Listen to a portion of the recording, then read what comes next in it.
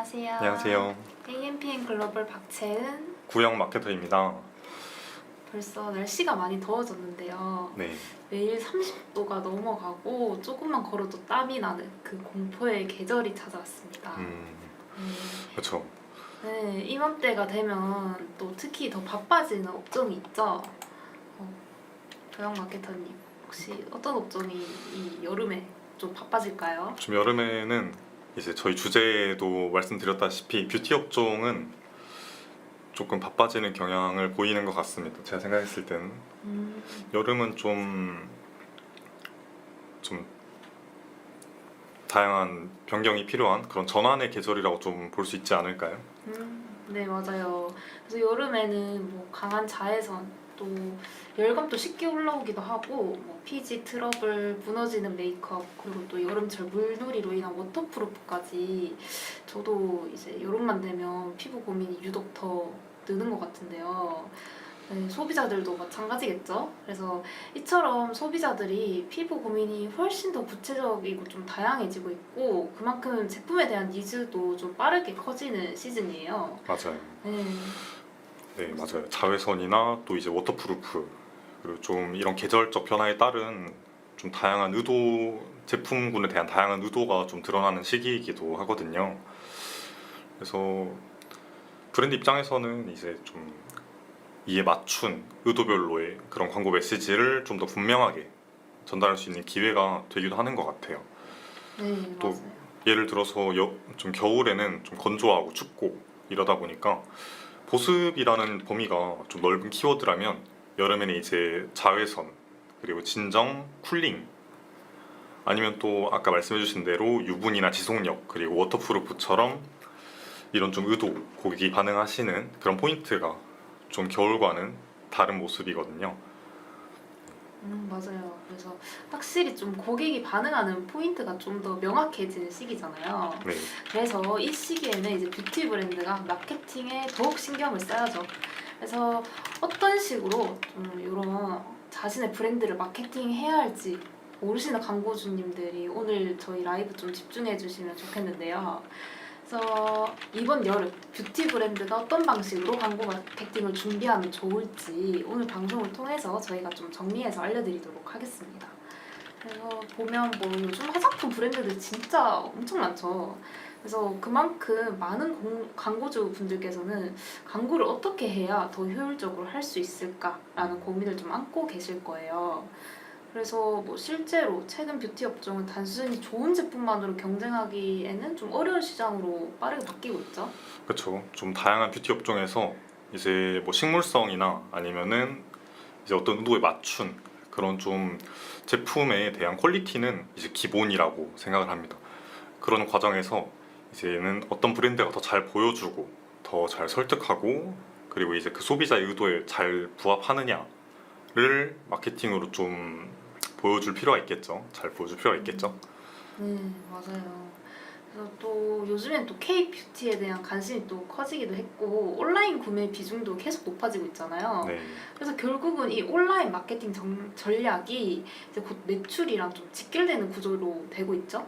그래서 또 현재 뷰티 업종 좀 주요 소비층이 원래는 옛날만 해도 좀 20대 여성들한테 좀 치중돼 있었잖아요. 네, 근데 K-뷰티가 요즘에 전 세계적으로 좀 인기를 끌면서 소비층이 훨씬 넓어지기도 했고 또 남성 소비자분들에게도 관심이 좀 꾸준히 높아지고 있는데요. 구형 마케터님이 또 뷰티에 좀 관심이 많으신가요? 저도 원래는 이제 맨날 이제 스킨케어도 올인원 같은 것만 쓰다가 이제 최근 들어서 좀 관심이 생겼는데 네. 특히 또 여름이 되니까 더 신경을 쓰게 되는 것 같아요. 말씀하셨던 쿨링이나 좀 자외선 그리고 또 어디 가게 되면은 워터프루프 이런 것도 한 번씩 알아보기도 하고 네 말씀하신 대로 확실히 이런 좀 계절적인 변화나 아니면 K-뷰티 이런 트렌드가 좀 영향을 미치지 않았나 그런 생각도 들긴 하네요. 네, 맞아요. 그래서 이렇게 구형 마케터님처럼 확실히 소비층이 좀 K-뷰티로 인해서 많이 넓어졌는데요. 그래서 그렇다 보니까 예전에 비해 소비자들의 구매 방식도 좀 많이 달라졌어요. 전에는 브랜드 인지도나 뭐 오프라인 같은 접점이 좀 중요했으면 이제는 SNS랑 뭐 쇼핑 콘텐츠 같은 걸 통해서 좀 제품을 먼저 접하고 좀 후기를 찾아보고 성분을 비교한 뒤에 구매하는 흐름이 훨씬 좀 강해진 것 같아요. 그래서 뭐 소비자가 광고를 본다고 해서 바로 구매하지 않죠. 그래서 한 번 보고 또 다시 보고 검색해서 후기까지 확인한 다음에 결제하는 경우가 요즘에 워낙 더 많은 것 같아요. 그래서 브랜드 입장에서는 이제는 검색, 또 콘텐츠, 리타게팅을 함께 운영하는 전략이 굉장히 중요해졌습니다. 단순히 뭐 광고를 한 번 노출하는 것으로 끝나는 것이 아니라 고객 관심이 구매로 이어질 때까지 좀 흐름을 잘 설계하면 확실히 좋은 마케팅이 될 수 있을 것 같은데요. 그렇죠. 이런 온라인 구매 과정에서 이런 걸 좀 퍼널 구조를 잘 설계해서 고객이 구매까지 이어질 수 있도록 좀 설계를 하는 것도 중요한 부분 중에 하나라고 생각을 합니다. 좀 이런 부분에서 메타가 좀 효과적으로 연결할 수 있다고 생각을 하긴 하거든요. 네, 저희 주제에도 말씀드렸지만 요즘에 메타 광고를 뷰티에서 안 하는 곳은 거의 없다고 생각을 합니다. 그래도 저희가 좀 기본적인 이런 요소들이나 구조에 대해서 말씀드리려고 했고요. 요즘에는 메타 광고를 모르시는 광고주분들은 거의 없는 것 같아요. 그렇죠? 네, 맞아요. 메타 광고는 다 요즘 필수적으로 거의 다 하고 계신데 특히 뷰티 업종 같은 경우에는 더욱더 좀 필수적으로 진행을 하고 있죠. 저희 뭐 당장 인스타그램만 들어가도 뭐 화장품 관련된 광고 영상들 정말 많이 뜨는데요. 그래도 혹시나 이 메타 광고에 대해서 좀 잘 모르시는 분들이 있을 수도 있으니까 좀 간단하게 설명을 좀 해드리자면 이 메타 광고는 메타 광고 시스템을 좀 활용을 해서 인스타그램 또 페이스북 그리고 뭐 스레드 같은 다양한 지면에 광고를 좀 집행하고 관리하는 방식이에요. 그래서 옛날에는 이 메타 광고가 그 페이스북 광고였는데 이제는 뭐 인스타그램, 페이스북, 스레드까지 다 포함을 하고 있고 그 메타이즈 매니저 안에서 하나의 시스템으로 좀 운영하고 있는 광고라고 이해하시면 됩니다.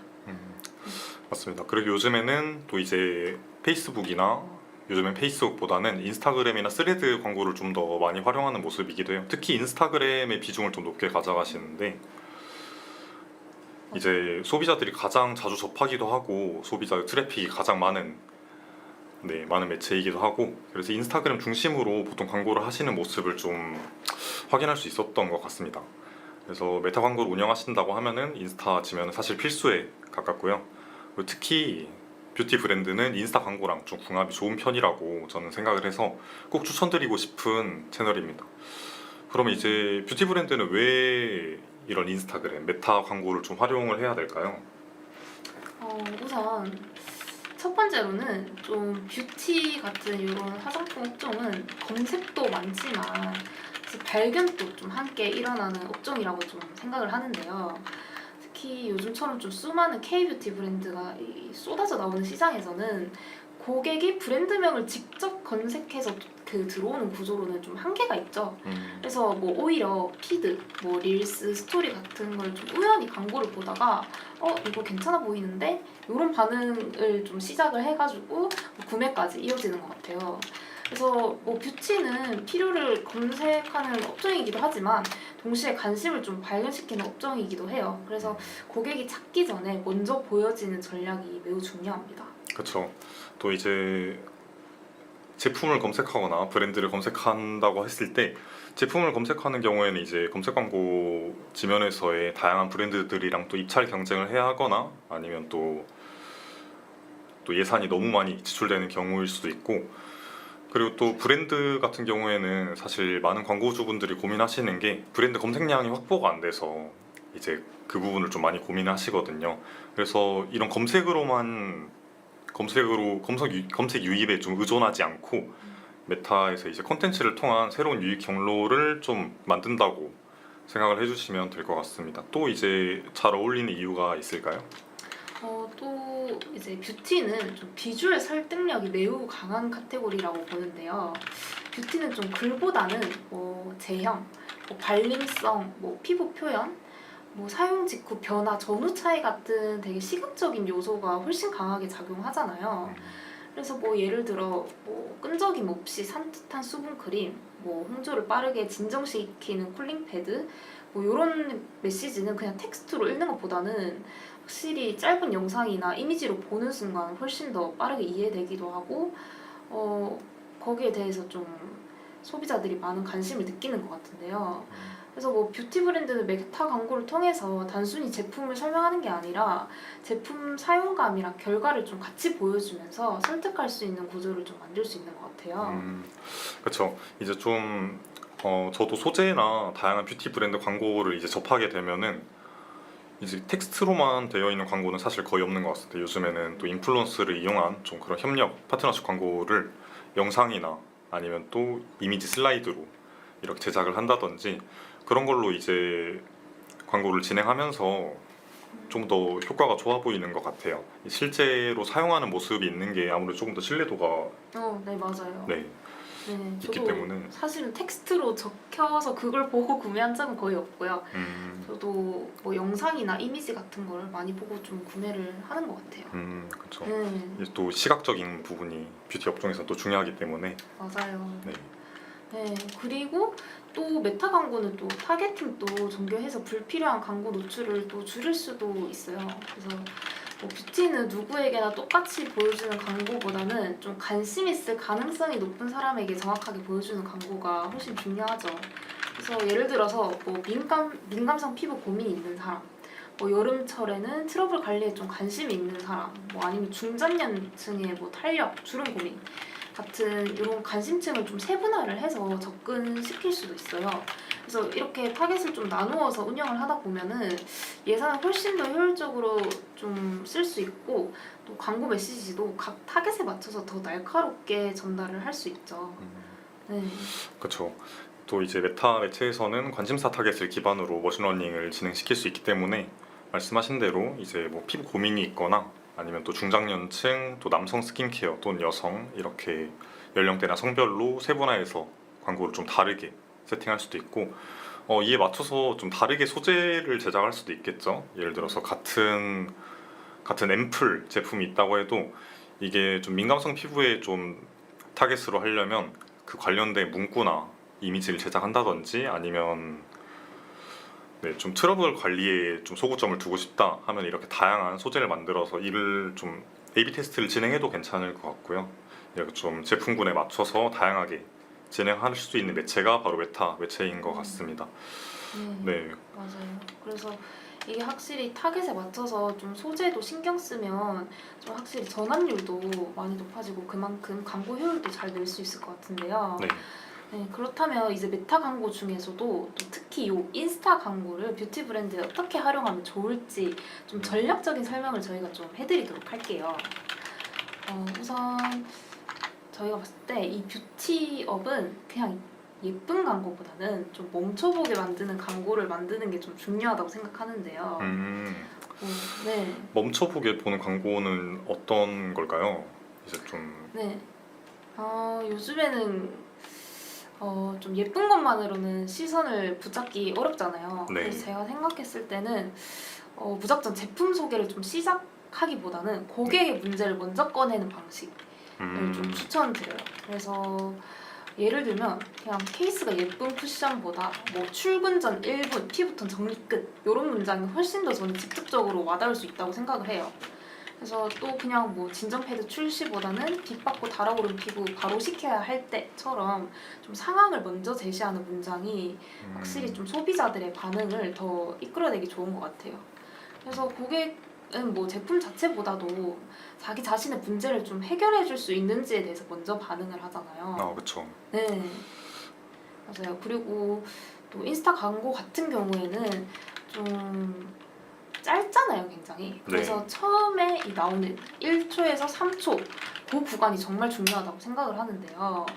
뭐 특히 릴스에선 좀 초반에 시선을 못 잡으면 그 다음 내용은 아예 소비되지 않는 경우가 많아요. 맞아요. 네, 그래서 영상 콘텐츠도 사실 이게 좀 광고는 특히 피로도를 느끼는 분들도 많다 보니까 금방금방 넘겨버리잖아요. 맞아요. 그래서 말씀하신 대로 초반 후킹도 좀 많이 중요한 포인트인 것 같아요. 맞아요. 사실 이 초반 후킹이 잘 되어야 영상도 끝까지 사람들이 보잖아요. 네. 네, 그래서 정말 첫 장면, 첫 문장, 뭐 자막 굉장히 중요하고 네, 여름만 되면 화장 다 무너지는 분들 뭐 요즘 피부 열감 때문에 예민해지셨다면 하면서 이런 식으로 좀 고객의 상황을 바로 건드리는 후킹이 좀 필요한 것 같아요. 좋습니다. 음, 그리고 또 이런 거를 좀 광고로 유입이 돼가지고 저는 다른 분도 어떨지 모르겠는데 네. 저는 항상 그 프로필을 좀 들어가 보는 스타일이긴 하거든요. 네. 그래서 그 브랜드의 톤 앤 매너를 좀 잘 가져가는 것도 괜찮은 것 같아요. 왜냐면 네. 광고를 보시고 이제 제품을 검색하거나 아니면 프로필에 들어가거나 이렇게 좀 고객 행동이 네. 나뉠 수가 있잖아요. 네. 그래서 피드에도 좀 관리를 해주는 것도 괜찮은 부분인 것 같다. 네. 네. 맞아요. 피드도 그런 식으로 좀 집중해주면 좋고 근데 또 그렇다고 피드에만 집중을 하면 안 되겠죠? 그래서 좀 인스타 광고 운영하실 때는 요 한 가지에만 집중을 하지 말고 또 릴스, 스토리 이런 것도 적극적으로 활용하시는 게 좋아요. 그런 걸 적극적으로 또 활용할 수 있는 게 또 인스타 광고의 장점 중에 하나라고 생각을 하거든요.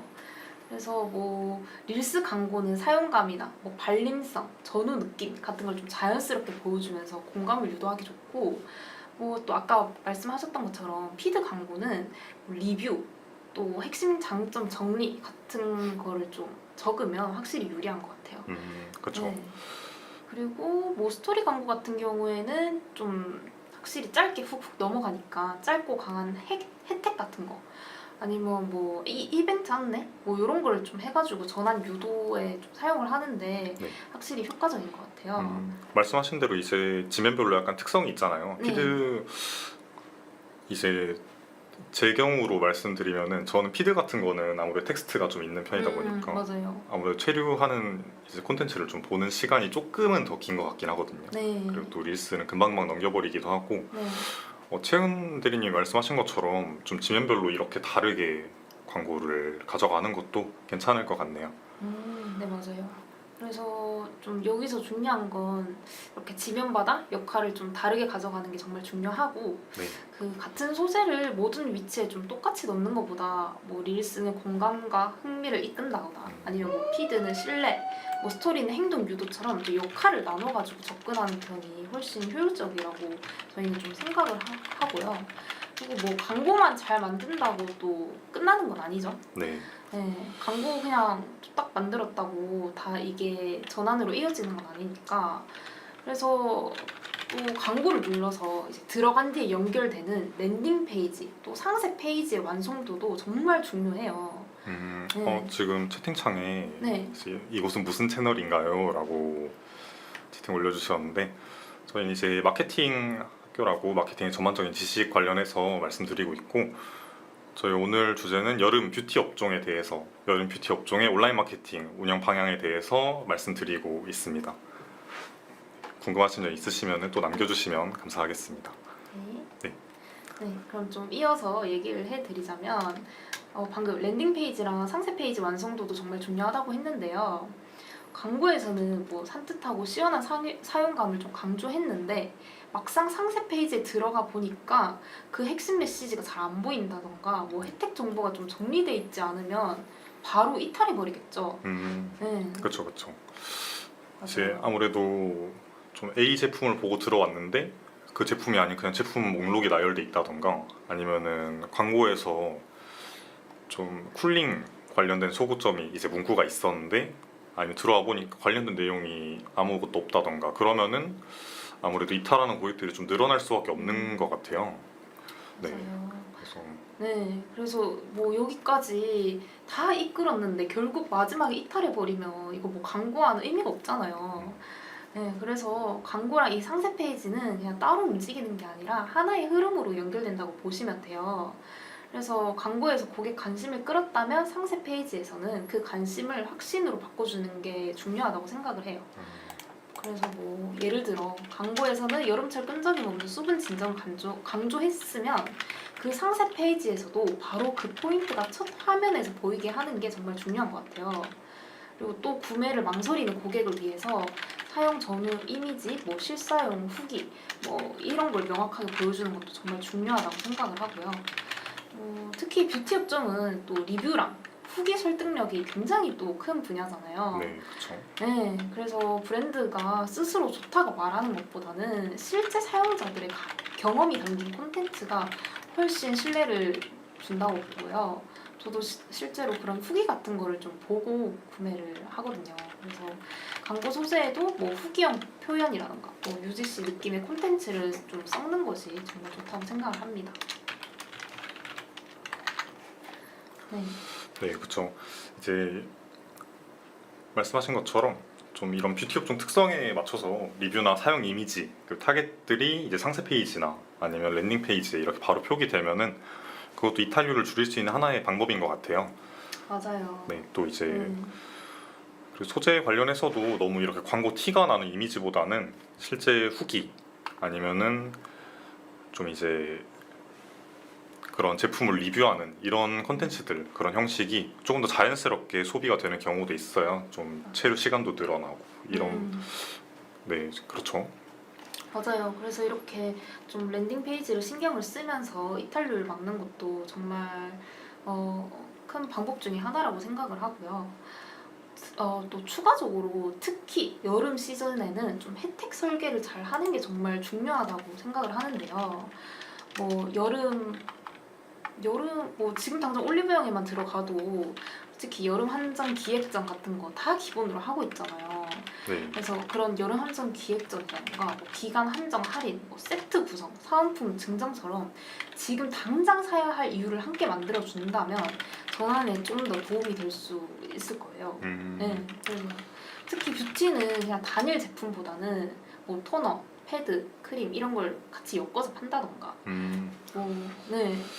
아니면 뭐 메이크업 제품이랑 그냥 픽서 제품 이렇게 섞어서 고민별 또는 상황별 묶음 제한을 했을 때 좀 객단가를 높이기 좋은 업종이라서 이런 식으로 이용을 해도 좋을 것 같아요. 그렇죠. 또 이제 특히 선크림 같은 경우는 여름에 좀 많이 팔리는 이런 제품군이잖아요. 맞아요. 그래서 여름이 다가오기 전에 약간 선크림 제품군을 보유한 브랜드라면 여름 직전에 프로모션을 좀 설계한다든지 또 말씀하신 대로 이제 토너, 패드, 크림 이렇게 있는데 이것만 이렇게 있다고 했을 때 하나만 사는 고객만 노리는 게 아니라 좀 이런 걸 전반적으로 구매하려는 고객들을 이렇게 세트로 묶어서 객단가를 높이는 방법도 괜찮은 것 같아요. 말씀하신 대로. 네, 맞아요. 그래서 뭐 광고가 단순히 클릭을 만드는 역할만 하는 게 아니라 뭐 어떤 혜택 구조와 어떤 상품 구성을 보여주느냐에 따라서 매출 구조 자체가 정말 달라질 수 있어서 이런 것도 같이 신경 쓰면 확실히 효율을 내기 좋을 것 같고요. 네. 네. 그리고 뭐 추가적으로 또 지속적인 A/B 테스트도 정말 중요해요. 네, 예전에는 좀 인스타 운영 같은 걸 그냥 감으로 하는 경우도 많았는데 이제는 워낙 인스타 광고를 기본적으로 하시는 분들도 많고 해서 감보다는 좀 데이터가 더 중요해진 것 같아요. 네, 그렇죠. 네. 또 이제 이런 데이터를 보고 좀 소재의 성과를 판단하기도 하거든요. 이제 A, B 소재가 있다고 했을 때 클릭률이 어떤 게 더 높은지 그리고 어떤 게 좀 더 전환을 잘 이끌어내는지 이런 거를 좀 저희가 데이터를 파악한 다음에 그걸로 이제 광고 성과를 조금씩 개선해 나가는 경우도 많다 보니까 네, 맞아요. 그래서 네, 그런 식으로 개선을 해 나갈 수가 있으니까 요 A/B 테스트는 이제 뭐 거의 선택이 아니라 거의 필수에 가깝다고 보는데요. 뭐 같은 컨텐츠라도 뭐 썸네일, 뭐 자막 스타일, 뭐 아니면 후킹을 어떻게 들어갈지, 뭐 요런 업로드 아니면 뭐 업로드 시간 요런 거에 따라서 반응이 꽤 다르게 나타나요. 그래서 이런 작은 차이를 직접 좀 비교를 해본다면 어떤 방식이 더 클릭을 만드는지 아니면 어떤 방식을 해야 이게 좀 더 전환까지 이어지는지 또 어떤 소재가 또 실제로 구매까지 이어지는지 훨씬 빠르게 찾을 수 있고요. 그리고 큰 비용을 들이지 않아도 고객이 어떤 메시지에 더 반응하는지 확인할 수 있기 때문에 광고 효율을 좀 안정적으로 끌어올리는데 좀 아주 유용하다고 봐요. 그렇죠. 네. 그래서 이런 소재에서 A/B 테스트 기능이 매체 자체에 있기는 해도 이런 것뿐만이 아니라 그냥 이제 그 소재의 클릭률이랑 데이터를 확인해서 비교하는 것은 지금 기본 거의 필수라고 생각을 합니다. 특히 이제 아까 말씀하셨듯이 시각적 효과가 중요한 이런 뷰티 업종에서는 맞아요. 중요한 부분 중에 하나이죠. 네, 맞아요. 그래서 네. 좀 계정을 더 안정적으로 성장시키기 위한 이런 데이터 기반 운영 방식이라고 보면 되고요. 또 여기서 또 한 가지 더 중요한 건 광고 성과를 볼 때는 그냥 단순히 노출 수나 또 좋아요 수만 보면 안 되는 거예요. 정말 봐야 하는 거는 얼마나 클릭이 일어났는지, 아니면 이게 또 장바구니나 구매로 얼마나 이어졌는지, 또 어떤 소재가 실제 전환에 기여했는지가 정말 중요하고, 즉 저희가 이제 말씀드리고 싶은 건 보여지는 광고도 중요하지만 결국은 남는 광고를 만들어야 된다는 거죠. 네, 이걸 만들려고 광고 주님분들도 광고를 다 진행을 하시는 거니까. 네. 그렇죠. 또 이제 이전에 라이브 때도 말씀드렸던 내용이긴 한데 네. 노출 수를 되게 좀 중요하다고 생각하시는 광고주분들도 계시기는 해요. 근데 이제 뷰티 같은 경우에는 제품을 판매하는 게 좀 궁극적인 목적이다 보니까 아무래도 노출 수보다는 클릭이랑 전환처럼 이렇게 이어지는 좀 지표로 판단하는 것이 더 중요하다고 생각합니다. 이게 실제로 소재 성과로 볼 수도 있기도 하고, 네, 그래서 맞아요. 네, 보여지는 광고도 되게 중요하지만 결국에는 이렇게 남는 좀 이렇게 데이터로 남는 광고를 만들어야 한다는 게 좀 말씀드리고 싶은 부분인 것 같아요. 네, 맞아요. 또 이렇게 선크림을 주로 판매하는 뭐 뷰티 업종 같은 경우에는 확실히 여름에 성과를 내야 되기 때문에, 네, 이런 식으로 그냥 단순히 노출수에만 집착하면 안 된다고 꼭 말씀드리고 싶고요. 네, 그리고 또 저희가 생각했을 때는 그냥 리타겟팅 운영도 정말 꼭 필요하다고 생각을 하는데요. 네, 진짜 한 번 광고 보고 이탈한 고객을 다시 이렇게 데리고 오는 운영도 정말 중요하다고 생각을 해요. 그래서 요즘 소비자는 그냥 한 번 보고 바로 결제하지 않는 경우도 많잖아요. 그렇죠. 네. 네, 그래서 뭐 광고를 본 사람이라던가 또 사이트에 방문한 사람, 아니면 장바구니에 담은 사람에게 다시 한번 이 메시지를 좀 보여주는 전략이 정말 중요하다고 생각을 해요. 그래서 이걸 다시 한번 보여주면은 이게 좀 더 구매율로 이어지지 않을까 싶고요. 네, 그래서 그때는 좀 처음 보는 고객에게 보여주는 광고랑 이미 관심을 보인 고객에게 보여주는 광고를 좀 다르게 가져가야 한다고 봐요, 저는. 맞아요. 좀 이제 장바구니에 담을 정도로 구매 의도가 조금씩 있던 고객인데 네. 아무래도 좀 같은 광고만 좀 계속 노출을 하다 보면은 맞아요. 좀 피곤해지긴 할 것 같죠. 맞아요. 그러면 또 다시 한번 뭔가 이탈을 할 것 같아서 음, 그런 분들에게는 또 약간 다른 광고를 보여준다면 그게 또 구매율까지 이어지지 않을까 싶습니다. 그리고 뭐 결국 이 또 뷰티 브랜드가 구매 한 번으로 끝나는 업종이 아니잖아요. 그렇죠. 네, 그래서 되게 재구매랑 반복 이 사용이 되게 중요한 업종이에요. 저만 해도 제가 어제 또 틴트 지금 제가 4개째 쓰고 있는데 걔 또 같은 브랜드에서 계속 사고 있거든요. 네, 그래서 그만큼 진짜 리타겟팅이 정말 중요한데, 그래서 첫 구매 이후에 또 재구매까지 이어질 수 있는 구조를 함께 생각해야 한다고 저희는 또 생각을 합니다. 그렇죠. 또 이제 채연님 같은 경우에는 네, 채연드림 같은 경우에는 같은 제품으로만 계속 구매를 했다고 말씀하셨는데 네, 좀 다르게도 생각할 수 있을 것 같아요. 여름에 계속 말씀드리지만 선크림 브랜드로 이제 브랜드 인식이 좀 박혀 있으면 이 제품이 사용해봤을 때 괜찮다라고 생각이 들면은 이제 뭐 나중에 가을이나 겨울에 이런 건조할 때 좀 수분 크림이나 아니면 다른 클렌징 제품으로 이제 광고를 했을 때 소비자들이 그때 그 브랜드구나 하고 좀 인지한 상태에서 바라볼 수도 있을 것 같아요. 좀 이렇게 네. 네. 네, 맞아요. 그래서 이렇게 여름에 이렇게 시즌 마케팅을 확실히 했다면 이게 결국에는 나중에도 좀 리타겟팅이 돼서 한번 이렇게 마케팅을 좀 제대로 하시는 게 정말 중요하다고 생각을 해요. 그렇죠. 맞아요. 그래서 뭐 여름철 뷰티 브랜드의 이제 좀 인스타 광고 같은 경우에는 단순히 그냥 예쁜 크리에이티브를 만드는 게 핵심이 아니라고 저희가 꼭 얘기를 드리고 싶고요. 네. 네.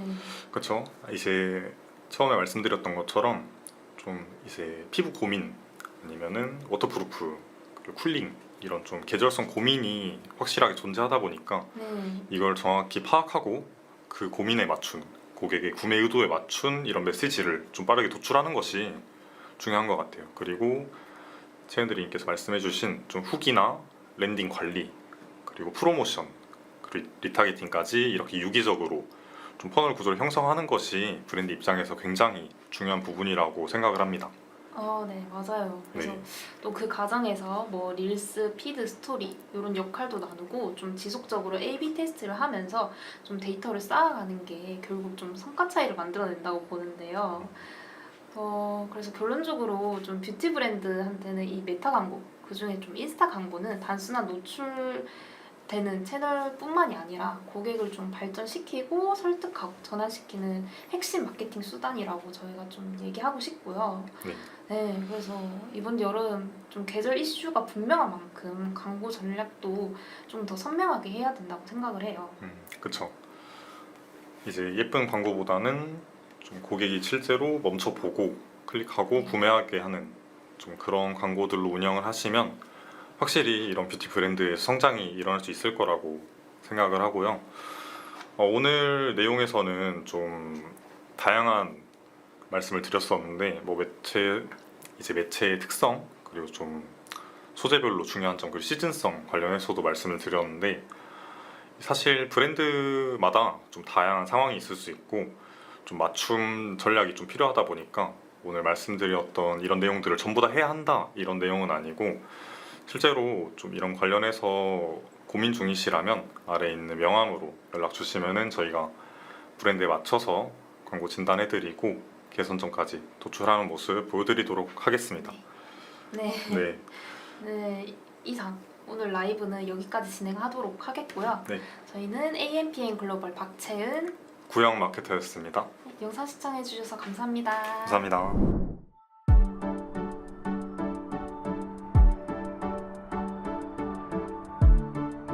구독과 좋아요는 컨텐츠 제작에 힘이 됩니다.